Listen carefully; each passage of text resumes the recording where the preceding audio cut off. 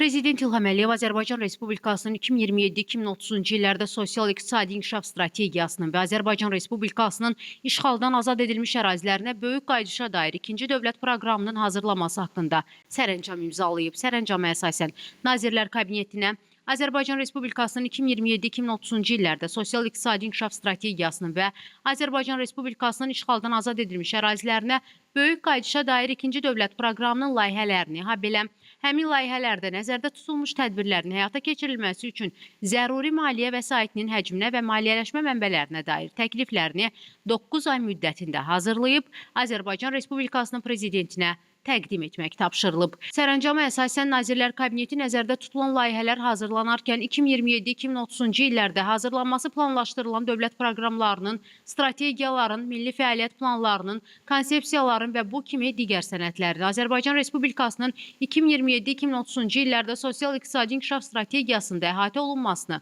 qabaqcıl beynəlxalq təşkilatlarla və ixtisaslaşmış məsləhətçi şirkətlərlə səmərəli əməkdaşlığın həyata keçirilməsini, aidiyyəti dövlət orqanlarının, elmi təşkilatların, mütəxəssislərin və vətəndaş cəmiyyəti təsisatlarının cəlb olunmasını təmin etməlidirlər. Nazirlər Kabinetinə bu sərəncamdan irəli gələn digər məsələləri həll etmək tapşırılıb. Sərəncamda qeyd edilib ki, 2022-2026-cı illər strategiyası sosial-iqtisadi inkişaf üzrə müəyyən edilmiş 5 milli prioritet əsasında həyata keçirilir.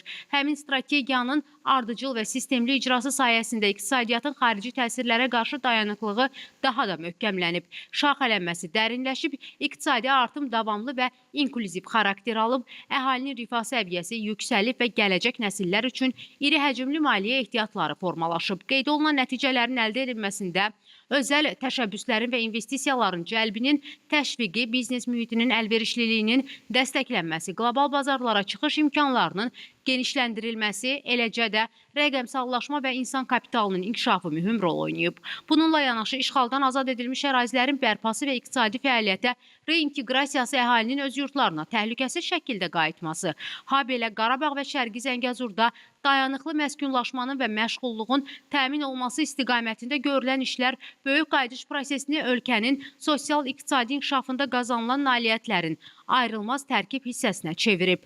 Azərbaycan qarşıdakı illərdə daha mürəkkəb çağırışların və zəngin imkanların mövcudluğu ilə seçilən yeni mərhələyə daxil olur.